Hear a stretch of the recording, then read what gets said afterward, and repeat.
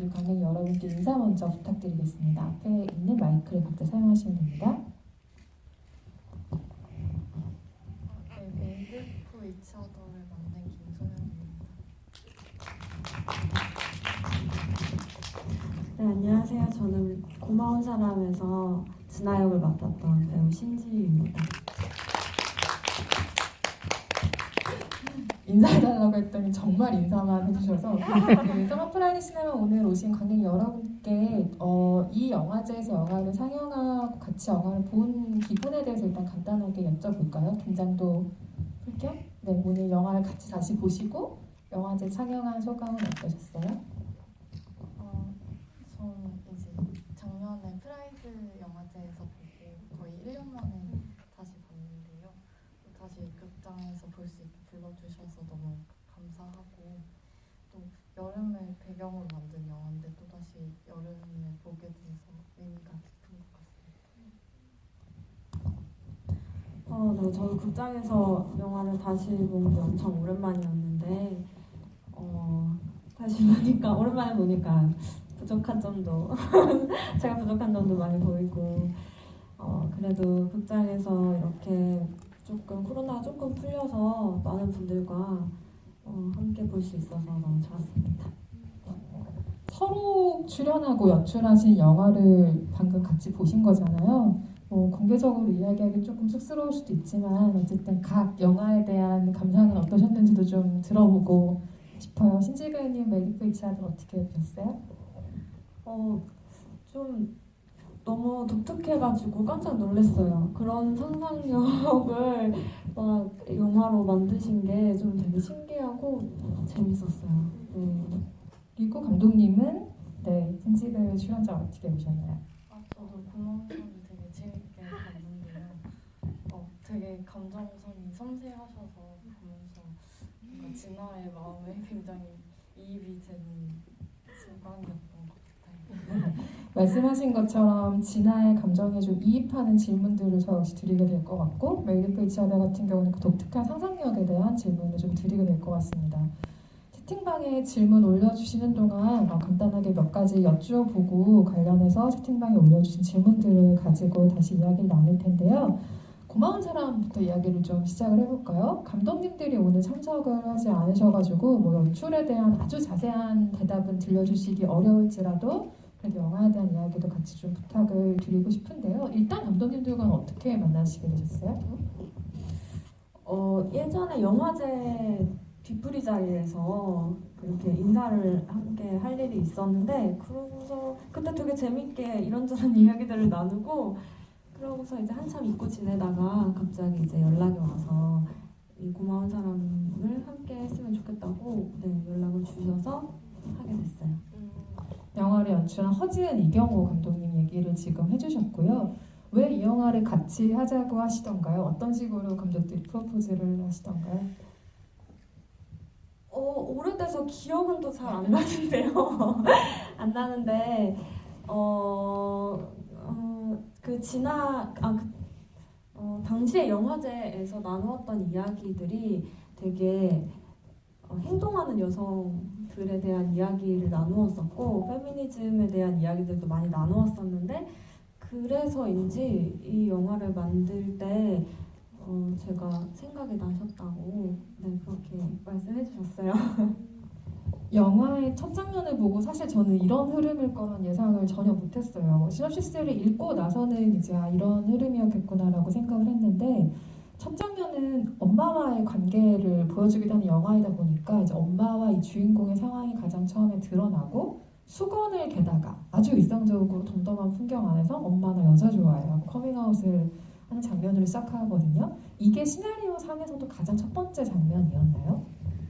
네, 첫 번째 장면은 맞는데 사실 첫 대사는 저 대사가 아니고 못 들었어? 이거부터 시작이었어요. 못 들었어? 나 여자 좋아한다니까? 이게 첫 대사였는데 근데 감정을 좀 더 이어가기 위해서 이제 슛이 들어갔을 때 그렇게 시작을 했었고 근데 나중에 보니까 거기부터 그렇게 들어가게 됐더라고요.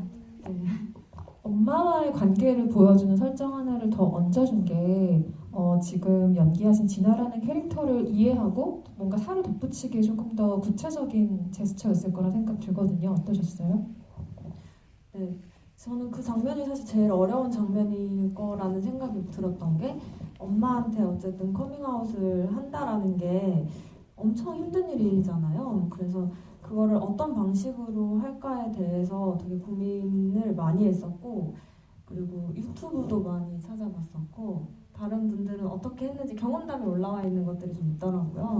아, 본인이 가족에게 커밍아웃했다. 네, 가족에게 네. 커밍아웃을 어떻게 했는지에 대한, 그래서 그런 이야기들을 보면서 진아는 어떤 상황일 것이고 엄마는 항상 어떻게 나를 회피했었는지에 대해서 그런 역사들을 만들면서 그런 방식을 선택하게 됐었던 것 같아요. 아, 그러면 화면에 나타나지 않은 그 역사는 어떻게 구축하셨을지에 대한 얘기 좀 들어볼까요? 네.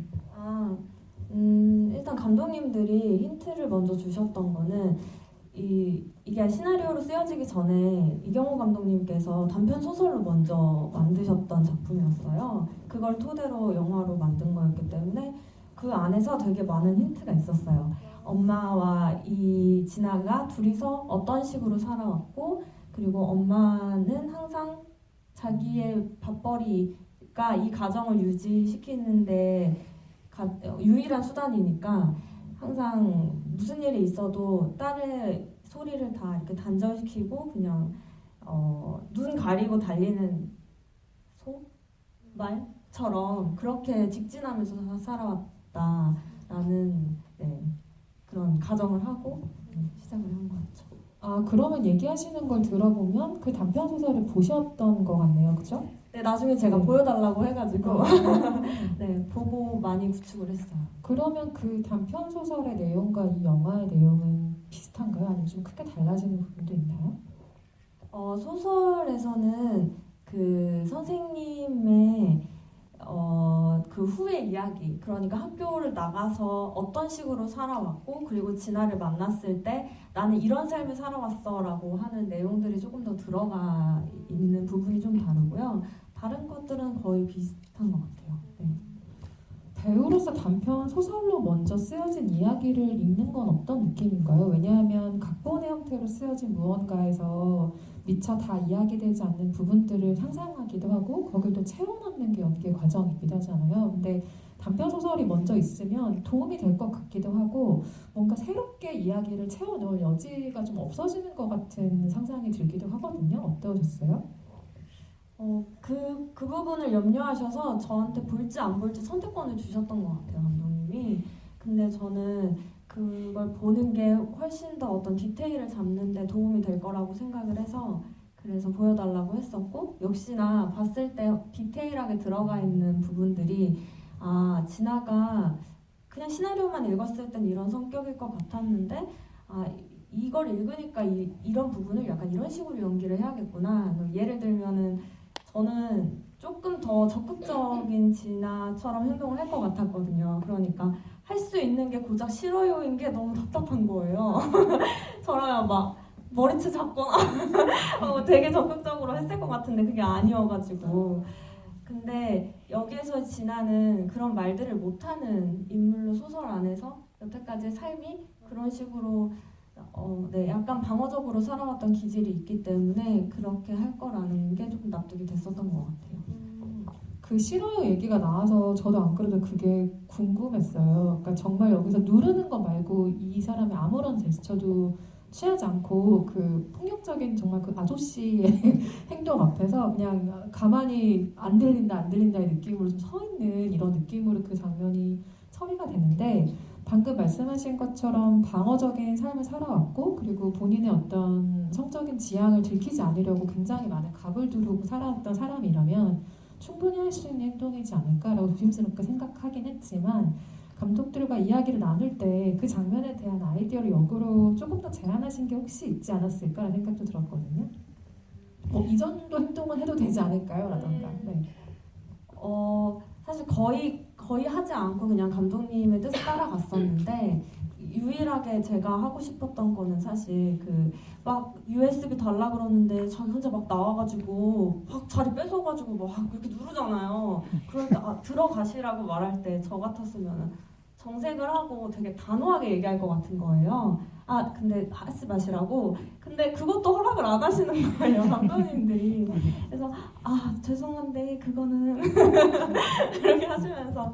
그래서 근데 이제 오늘 보니까 그렇게 하면 이 뒤에 싫어요를 누르는 것까지의 연결이 좀 잘 안 됐었겠다. 그 생각이 좀 많이 들었던 것 같아요.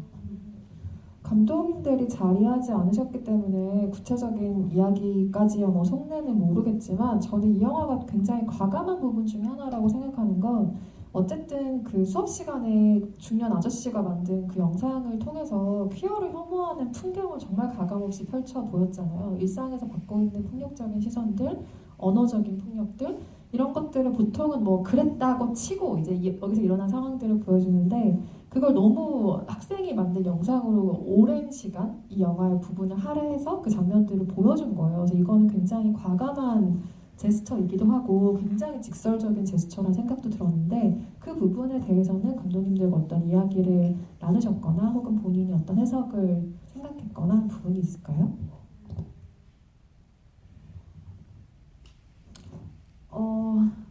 근데 이게 굉장히 직설적으로 드러냈다라고 생각하지만 우리 일상에서 되게 만연하다고 생각을 해서요. 그 부분이 그래 더 하면 더 했지 이건 아무것도 아니지 이런 생각을 되게 많이 했어요. 근데 이제 그 역할을 맡아주셨던 그 찬영 선배님께서 이제 연극 배우 출신이시고 되게 오랜 배우 생활을 하셨던 분이셔서 딱 그냥 첫 리딩할 때부터 그냥 저 역할로 그대로 빙의된 느낌으로 그냥 그렇게 막 보여주시는 거예요. 그래서 좀 더 저 역할이 더 저렇게 보이도록 그냥 이렇게 만들어 주시는구나 역할을 그냥 그 자체로. 그래서 더 극대화돼 보이는 약간 경향이 있는 것 같아요. 네. 맞아요. 실제로 길에서 어떤 분 데려와서 찍은 것 같은 느낌이 막 있죠. 아까 단편 소설을 얘기해서 그런지 학창 시절에 주인공이 미친 토끼였나요? 그 필명으로 쓰는 이야기가 있잖아요. 일종의 그 팬픽 같은 거죠. 뭐 연예인 가지고 이런 것들 학창 시절에 많이 쓰니까 화면에 잠깐 잡히지만 제목은 국어와 과학 사이입니다. 그죠? 그 작품의 실제 작가는 누군가요? 어쨌든 쓰는 사람이 있을 텐데요. 영화 안에서 내용이 조금 있던데. 직접 쓰셨어요 혹시?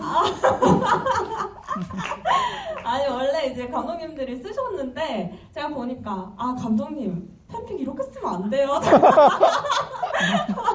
그래서 이제 제가 좀 써보겠다. 왜냐면 제가 또 옛날에 좀 약간 썼거든요. 그래가지고 이제 1, 2화를 이제 제가 썼고 그래서 앞부분에 이제 이렇게 쓰는 그게 나오는 거는 이제 제가 썼고 나중에 선생님이 보시는 부분은 이제 감독님이 써주신 부분이었어요. 그러면 과거의 작품을 밝혀주시기는 어려울 테니까 그 대상은 누구였습니까? 누굴 대상으로 쓰신 적이 있습니까? 대상 그때 이제 제가 좋아하던 아이돌 아시죠? 느낌 아시죠? 네. 누굴까?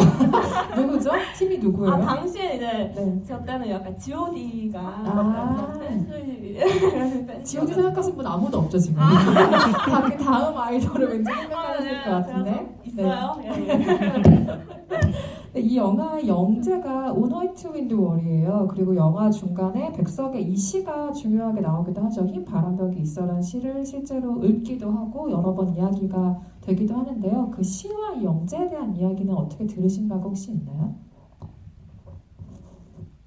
일단 그 백석의 그 시를 감독님들이 되게 좋아하는 시였고 그래서 꼭 이걸 넣어서 영화로 만들고 싶다라는 생각이 있으셨대요. 근데 단편 영화 안에서도 그 시가 나오고 그래서 그 시 특히 말미에 있는 그 구절들이 너무나도 이들이 살아왔던 삶과 그리고 또 호젓하게 자신의 길을 떳떳하게 가는 그 삶과 맞닿아있다고 생각을 해서 그래서 시를 이제 저작권 이렇게 알아봐서 이렇게 넣게 되었고요. 그리고 영화 이름은 고마운 사람이지만 그 시의 구절을 이용해서 네, 영재를 만든 걸로 알고 있습니다. 마지막 장면도 굉장히 묘하죠. 그러니까 이 진아라는 주인공과 그리고 담임이었던 그 서인 최유성 배우가 연기한 두 사람이 무언의 눈빛만 이렇게 주고받고 무언가를 서로만 알아챈 상태로 영화가 끝이 나는데요. 그때 배우들은 그 장면을 가지고 어떤 식의 이야기를 나누셨어요? 우리가 어떻게 좀 한번 표현해 보자라던가 좀 서로 이런 마음이지 않았을까라는 이야기를 혹시 나누신 적이 있나요? 사실 그게 마지막에 서로 보면서 웃는 장면으로 끝나지 않았었거든요. 그냥 서로 마주치는 장면으로 끝이었는데, 근데 제 기억에 아마도 이걸 먼저 찍고, 네, 마지막 이 미디어 센터 장면들을 먼저 찍고 학교로 나중에 찍었던 기억이에요. 네, 그렇게 했었기 때문에 그 둘이 학교에서 마주 보면서 웃는다라는 거를 찍을지 말지 약간 그런 상황에서 찍을 것 같다라는 생각이 드니까 그러면 이 마지막 장면도 같이 이렇게 이어서 서로 마주보고 웃는 장면으로 하나 더 찍었으면 좋겠다고 감독님이 이제 촬영 중간에 제안을 하셨고 그걸 찍을 때 제가 받았던 어떤 느낌은 선생님 저 이제야 도착했어요 라는 어떤 느낌을 가지고 연기를 했었어요. 그 표현이 되게 좋네요. 이제야 도착했어요라는 표현이 그런 마음을 담은 눈빛을 마지막으로 보여주신 거라고 합니다. 채팅방 질문 보기 전에 메이드 포 이치 아더에 대한 이야기 좀 나누고 더 이야기 나눌게요. G.O.D 생각하신 분이 있네요. 저 생각했어요 G.O.D라는 반응 주신 분도 계시고요. 그 메이드 포 이치 아더는 배급사가 포스트핀이죠. 여기 왜 포스트핀을 언급했냐면 거기서 소개한 연출 의도를 제가 한 줄이 써 있는 걸 읽었는데 타고난 외로움을 귀여운 환상으로 가장한 블랙 코미디라는 기획 의도가 써 있더라고요. 직접 만드신 의도인가요? 전에 제가 텀블러 펀딩을 진행했었는데 아마 그때 썼던 문구인데 또 한 번 더 좋은 문장으로 포장을 해서 써주신 것 같아요. 어떤 의도일까요? 타고난 외로움, 뭐 귀여운 환상, 블랙 코미디 중요한 단어들이 들어가 있지만 연출 의도를 지금 이 자리에서 다시 한번 다른 언어로 설명을 한다면 어떻게 될까요? 일단 굉장히 동화적으로 이미지도 그렇고 풀어낸 얘기지만 주제는 반대로 조금 어느 정도 아픔이 있고 불편한 이야기를 하고 싶었어요. 그래서 약간 누구나 가지고 있는 근원적인 고독이지만 그거를 반대로 굉장히 아기자기하고 좀 동화 같은 이미지로 풀려고 했던 영화라고 할 수 있을 것 같아요. 불편한 이야기라면 구체적으로 어떤 건가요? 뭔가 외로움이라든지 고독이라든지 죽음에 대한 이야기를 하고 있기 때문인가요? 아니면 네. 근원적인 고독이나 죽음에 대한 이야기가 나오는 것도 있고 한편으로는 그 소울메이트를 구한다는 게 뭔가 상징처럼 쓰였는데 연인이나 친구와는 다르게 그 어느 날 뚝 떨어진 되게 일방적으로 자신을 구원해줄 누군가를 바라는 이기적인 바람이라고 생각을 했거든요. 근데 사실 그 마음이 상당히 많은 사람들이 갖고 있을 거라고 생각을 해요. 드러내지는 않지만. 그래서 어떻게 보면 불편한 얘기가 아닐까라고 생각을 했습니다. 거기 하나를 추가하자면 여기서 주인공들은 노력을 하지만 사람들은 어디선가 뚝 떨어지는 것 같은 소울메이트를 자만추로 만나길 기대하죠. 그러니까 자연스럽게 그런 사람을 만날 수 있지 않을까 이런 생각들을 누구나 솔직히 속마음 한가운데는 가지고 있는 게 아닌가 싶고 개인적으로는 동시대를 둘러싼 되게 여러 영향들이 느껴졌어요. 그러니까 무슨 얘기냐면 어쨌든 코로나 팬데믹 시대를 어떤 방식으로든 상상하게 만드는 게 있고 이게 뭐 검사, 키트 이런 것 때문이기도 하고 또 하나는 MBTI 성격 유형이 지금 전 세상을 거의 집어삼킨 시대가 아니겠습니까? 그래서 뭔가 이 두 개를 묘하게 좀 섞어놓은 것 같은 인상도 좀 받았는데 실제로 영향을 받은 부분이 있으세요? 네. 딱 마침 시나리오를 구상하던 시기가 한 19년 말이었거든요. 근데 이제 그때 막 MBTI가 굉장히 붐하기 시작하던 시점이었어요. 그리고 코로나도 아무래도 이제 시나리오를 초기에 써나가던 과정에서 뭐 코로나 검진 키트 이런 것들이 나오면서 이거를 영화 안에 소품으로 녹여내면 재밌을 것 같다라고 생각을 해서 넣게 된 것 같아요. MBTI 신봉하시는 편인가요? 조금 조금 신봉이라고 하시는 거 보니 많이 신봉하시는 분인 것 같고 여러 가지 아이디어가 초반 그 설정들에 덧붙었겠지만 저는 이거 한뼘 시사 아니 뉴스 화면 아이디어를 엮은 것도 굉장히 재밌는 아이디어라고 생각했는데 시나리오를 쓰기 전부터 구체적으로 떠오른 아이디어였나요? 아니면 이야기를 진행시키면서 좀 이런 구조가 필요하겠다라는 판단에서였나요? 시나리오를 쓰기 전부터 어느 정도 짠 구조였는데요. 완성은 극영화로 되기는 했는데 제가 이게 학부 졸업 작품이어서 그리고 제가 영화과는 아니고 미대에 속해 있어서 아마 전시로 작품이 상영이 될 거라고 염두에 뒀었어요. 그래서 뭔가 극영화로만 구성된 장면 그리고 뭔가 TV나 방송에 속하는 그런 영상 장면 이런 식으로 나눠서 2채널 내지는 3채널로 상영을 하려고 했었거든요. 그래서 중간에 갑자기 아예 뉴스 화면으로 넣는 방향을 선택했습니다. 그 사라로 연기한 안태주 배우가 그 장면도 같이 하시잖아요. 근데 되게 잘하시더라고요. 그 어떤 가이드를 주셨어요? 뭐 참고할 만한 화면을 주시기도 하거나 뭐 이랬나요? 사실 제가 제대로 가이드를 드리진 못했고 그냥 그것이 알고 싶다처럼 진행했으면 좋겠다고만 말씀을 드렸는데 저도 촬영 당일날 너무 깜짝 놀랄 정도로 완전 아나운서처럼 해주셔서 잘 나올 수 있었던 것 같아요.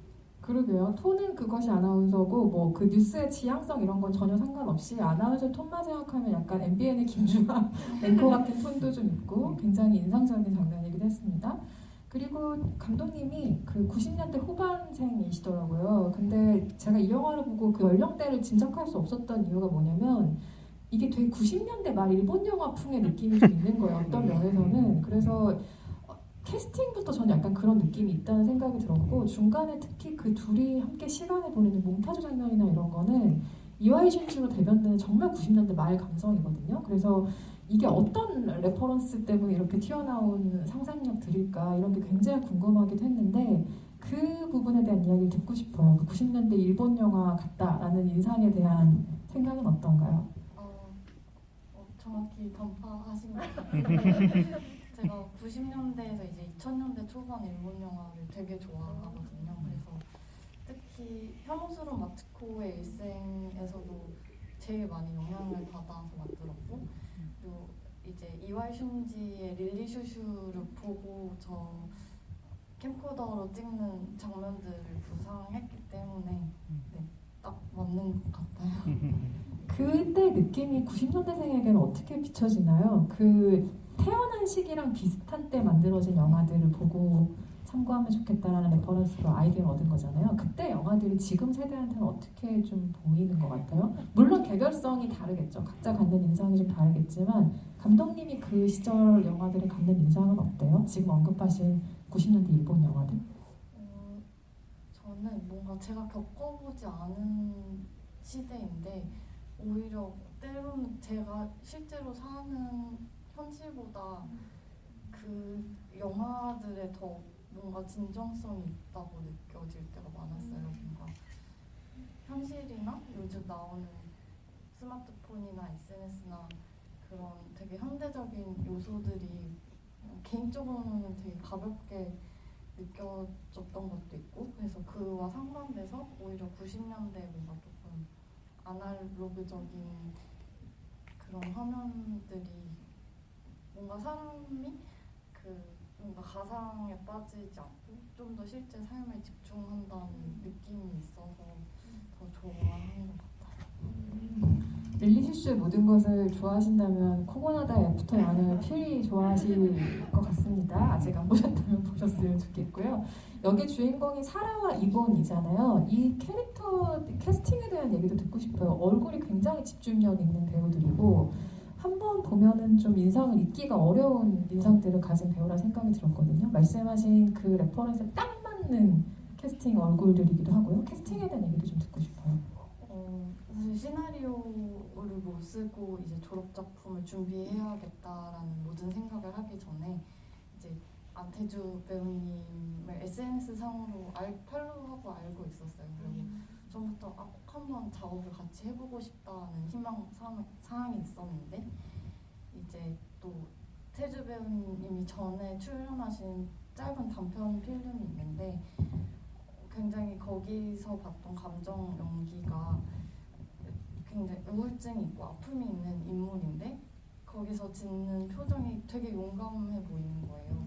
그래서 뭔가 그런 표정을 제 영화에서도 지어주셨으면 좋겠다 해서 이제 쓰고 이렇게 배우님 생각해서 썼는데 혹시 출연해 주실 수 있는지 부탁을 드려서 흔쾌히도 나와주신다고 해서 캐스팅이 됐고 이제 유주 배우님 같은 경우는 이번을 연기한 이번에 연기한 유주 배우님 같은 경우는 그 사라랑 소울메이트라는 설정이다 보니까 뭔가 외적으로 조금 유사성이 있는 배우분을 찾고 싶었어요. 근데 비슷하지만 느낌은 완전히 상반된 분이었으면 했거든요. 그래서 뭔가 사라는 굉장히 뜨거운 느낌이고 이분은 반대로 조금 차가운 느낌의 배우분을 찾고 싶었고 그래서 먼저 또 요청을 드려서 출연을 해주셨어요. 이 영화를 만들 때는 이 영화가 가지고 있는 퀴어 영화로서의 정체성을 어느 정도로 인식하셨는지 궁금해요. 왜냐하면 저는 이 이야기 구성 자체가 막 뭐 퀴어 시네마를 만들 거야 해서 만든 영화일 수도 있지만 전혀 그렇지 않았을 거라는 생각도 이 영화를 보면서 하긴 했거든요. 스스로는 만들면서 어느 정도로 그 부분이 자각하신 것 같으세요? 이게 소울메이트 이야기인데 이제 이거를 소재로 잡았을 때 근데 뭔가 처음부터 헤테로 커플이 소울메이트를 찾는 이야기를 하면 그냥 너무나 이걸 뭔가 에로스적인 사람이라고 그냥 못 박아버리는 것 같았어요. 근데 그거를 넘어서 뭔가 친구일 수도 있고 연인일 수도 있고 되게 좀 더 초월적인 관계로 인식이 됐으면 했거든요. 그래서 뭔가 중의적일 수도 있고 하지만 또 기존에 있던 커플만 또 보여주는 게 아니라 세상에는 다양한 커플이 있잖아요. 그래서 또 한편으로는 레즈비언 커플의 이야기가 될 수 있는 걸 보여주고 싶었어요. 만나는 장소가 잔디 언덕 꼭대기잖아요. 이 장소는 어떻게 생각하시게 된 거예요? 윈도우 배경화면 같기도 하고 굉장히 인상적인 장소이기도 해서 네, 윈도우 배경화면으로 생각한 게 저희 사전 인터뷰 전혀 안 했고요. 어쩌다 보니 다 맞추고 있는데 그런 건 전혀 아닙니다. 처음에는 이게 SNS 상으로 찾다 보니까 뭔가 온라인 상에서의 만남인 것 같은 느낌이라거나 저한테는 이제 잔디 언덕이 그 익스플로러 그걸로 인식이 되다 보니까 되게 갇힌 느낌이 많이 들었어요. 그래서 뭔가 저처럼 느끼는 분이 또 있지 않을까 해서 잔디 언덕을 배경으로 사용했어요. 맞아요. 굉장히 열려있는 공간이기도 한데 이게 시각적으로 익숙한 화면이다 보니까 어느 모니터를 계속 보고 있는 것 같은 느낌을 주는 장치이기도 하죠. 이 영화는 내레이션으로 시작을 합니다. 고마운 사람은 툭 던진 어떤 진심의 고백 같은 걸로 시작을 한다면 이 영화는 의심은 뒤로 하고 소울메이트를 만나고 싶은 외로운 사람들이 더 많았나 봅니다. 라는 내레이션으로 시작을 하고 이건 내레이션인 동시에 이번이 사라를 떠났을 때 한 번 더 그 챕터 제목처럼 살짝 등장하기도 해요. 이 문구의 중요성을 어느 정도로 생각했는지를 알 수 있을 만한 등장이라는 생각이 드는데 이 문구는 어떻게 만들게 되셨어요? 그 영화로 보여주고 싶은 게 뭔가 결국에 혼자 남는 사라지만 그래도 혼자여도 꿋꿋이 잘 이겨낼 수 있다. 뭔가 그거랑 연결을 해서 제가 얘기할 수 있는 주제의식이라고 생각을 했고 그냥 처음부터 분명히 하고 또 마지막에도 한 번 더 강조를 해서 이야기를 드리고 싶어서 나왔습니다. 이 영화에 대해서 그 약간 포스트핀의 기획 의도도 제가 좀 읽어보고 하면서 조금 더 게시물 같은 게 있나 하고 찾아보다가 되게 흥미로운 게시물 하나 봤는데 그 이 내레이션을 하는 배우를 구하는 글이었어요. 그래서 뭐 이런 목소리 연기해 주실 배우를 찾습니다. 뭐 이런 글이었는데 성우 박정자 씨 같은 목소리를 가진 분이면 좋겠다 뭐 이런 식의 얘기를 제가 본 것 같고 실제로 그 나레이션은 굉장히 저음, 중저음의 여성 아마도 나이대가 중요한 이상일 것 같은 분이 연기를 하셨는데 그 목소리로 이 영화의 문을 열고 싶었던 이유는 뭐예요? 뭔가 중년 여성의 목소리로 한 번 더 들려주는 거를 통해서 사실 등장하는 인물은 다 한 20대 정도의 여성이잖아요. 근데 뭔가 인생 선배 같기도 하고 또는 뭔가 절대자의 목소리 같기도 하고 신인 것 같기도 네. 하고 어떤 의미에서는 그래서 그냥 이 영화는 이런 얘기를 할 거예요를 아예 제 3자가 먼저 안내를 하고 가는 것 같은 그런 거를 의도했습니다. 채팅방에 올라온 질문들을 한번 볼까요? 메이드 포 이치 어더에 대한 얘기를 주신 분이 있었는데 컬러도 스토리 동화 같았다라는 정확한 그 인상을 짚어주시면서 이 영화를 만들 때 주로 영감을 어디서 받으셨는지 궁금합니다라는 질문 주셨네요. 레퍼런스를 삼은 건 먼저 말씀드린 대로 혐오스러운 마츠코의 일생에서 이미지나 주제의식을 많이 따왔고 또 한편으로 구상을 시작하게 된 계기는 그 넷플릭스의 블라인드 러브라고 리얼리티 프로그램이 있어요. 그래서 거기에서 나오는 사람들이 뭔가 얼굴도 모르는 상대에서 소울메이트를 찾는다는 설정과 근데 또 리얼리티다 보니까 실제 사람들의 얘기라서 되게 날카롭게 와닿더라고요. 네. 그래서 거기서부터 두 가지 구상을 하게 된 것 같습니다.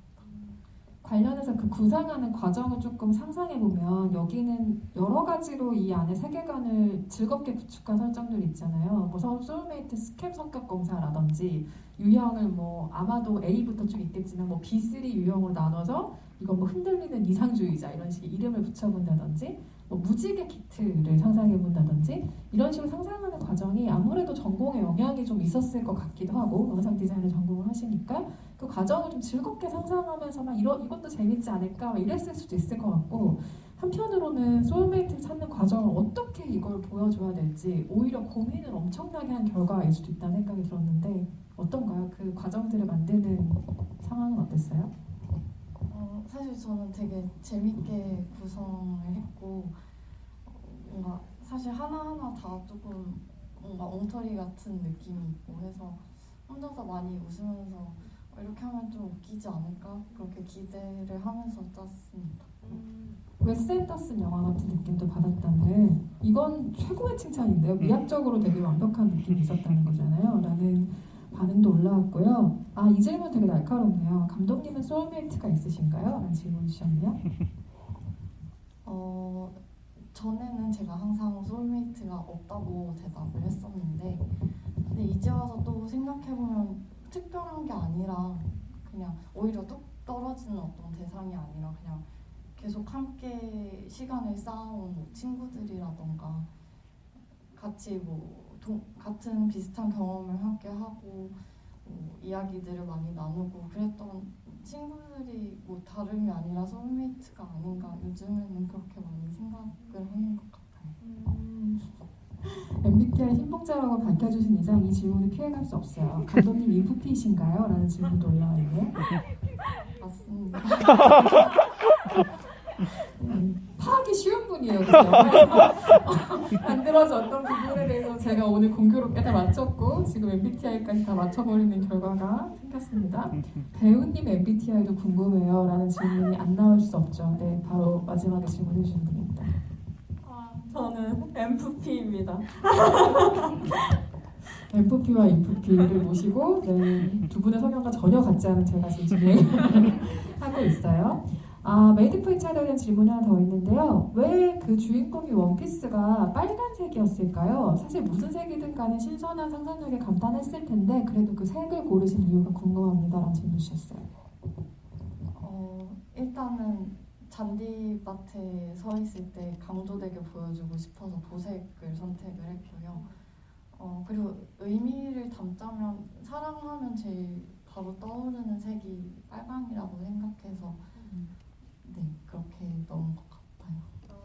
근데 생각해보면 중간에 그 고스룩 입는 사람의 룩은 완전히 까만색이고 물론 소울메이트를 찾는데 실패한 사람으로 나오지만 그리고 번지점프대 직원은 옐로우색 계열의 옷을 입잖아요. 이 색상도 혹시 무언가 의미를 두셨어요?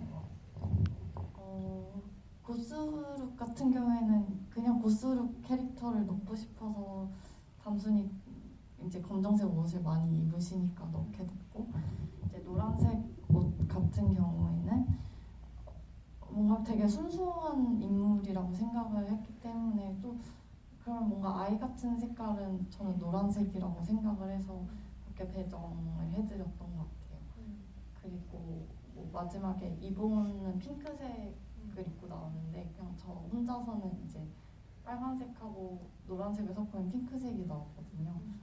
그래서 그렇게 옷을 정했던 것 같아요.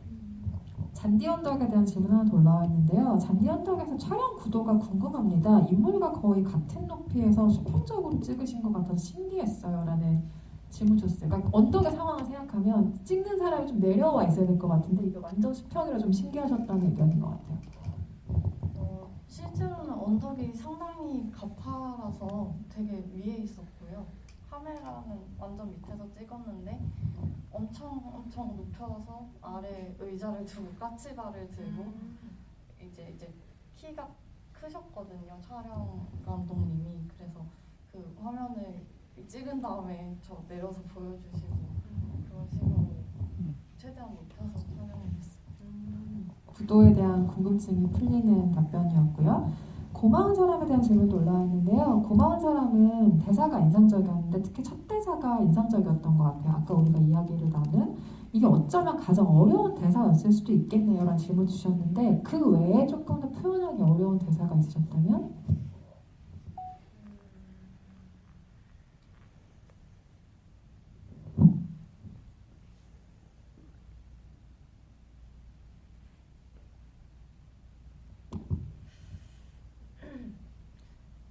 표현하기 어려웠던 대사는 생각이 좀 잘 안 나는데요. 근데 이제 아무래도 확실히 그 엄마와의 관계에 있어서 그 갈등이 내 얘기를 항상 들어주지 않는 엄마와 그리고 그걸 자꾸 외면하려고 하는 이제 엄마와 그리고 그걸 답답해하는 딸의 그걸 표현할 때 가장 신경을 많이 썼던 것 같아요. 이것들을 그냥 단순히 부모한테 가족한테 커밍아웃을 한다라는 거 자체가 주는 어떤 되게 큰 일이다, 힘든 일이다라는 어떤 임팩트가 있지만 그게 또 어떤 가정 상황에 따라서는 다 달라지는 거니까 그것들을 최대한 디테일하게 구축을 나름대로 하는 것이 가장 좀 설득력 있겠다라는 생각이 들어서 그 장면이 가장 어려웠던 것 같아요. 설득력에 관련된 이야기를 해주셔서 관련된 질문을 드리려고 하는데 여기서 채팅방에서 언급하신 아프리카는 아마도 아프리카에서도 배추가 자라나라는 전작 출연작일 것 같은데요. 거기서도 좀 편안한 연기가 인상적이었다라는 의견을 주시면서 그 영화에서도 멋진 춤을 선보여 주셨는데 이번 영화에도 잠깐 무용 같은 춤을 보여주시잖아요. 손짓이 왠지 전문가 같은 느낌이 듭니다. 혹시 따로 배우신 적이 있으신 건가요? 라는 질문 주셨나요? 아니요. 그건 아니고요. 이제 훌라 춤을 여기서 췄으면 좋겠다. 무지개 색깔을 또 상징하니까 이번 페스티벌에서는 훌라 춤을 추는 거를 진행했으면 좋겠다. 이렇게 컨셉을 잡아서 그러면은 어떡하죠? 이렇게 감독님들이 이렇게 물어보시더라고요. 대책이 없다는 듯이. 그래서 유튜브를 보면 되죠. 이러면서 유튜브를 보고 거기에서 이제 또 약간 따가지고 안무를 따서 여기서는 막 엄청 보여주는 게 아니니까 다 같이 이렇게 얘기하면서 만드는 식으로 그렇게 했어요. 전문적으로 배우신 것은 아니지만 유튜브를 보고 동작을 딸 수 있을 정도의 눈썰미와 감각을 갖추신 분으로 오늘 서머 프라이드 시네마에서 영화 단편 모음집 1 가운데 두 편의 영화에 대해서 이야기를 좀 나눠보았는데요. 오늘 관객들과 이야기를 나누신 소감과 그리고 끝인사 한 말씀씩 해주시고 자리를 마무리하도록 하겠습니다. 신재 배우님부터 해주실까요? 이렇게 긴 시간 앉아 계시느라 엄청 힘드셨을 것 같은데 끝까지 함께 해주셔서 진짜 감사드리고요. 극장에서 이렇게 뵐 수 있으니까 너무 좋은 것 같아요. 다음에도 또 뵀으면 좋겠습니다. 저도 요새 날씨가 진짜 뜨거운데 이렇게 보러 와주셔서 너무 감사하고 또 영화제에도 이렇게 또 불러주셔서 또 다시 한번 정말 감사합니다. 네, 선크라운 시네마는 내일까지 계속 되니까요. 다른 작품들도 많이 봐주시고 영화제에서 즐거운 시간 보내다 가세요. 감사합니다.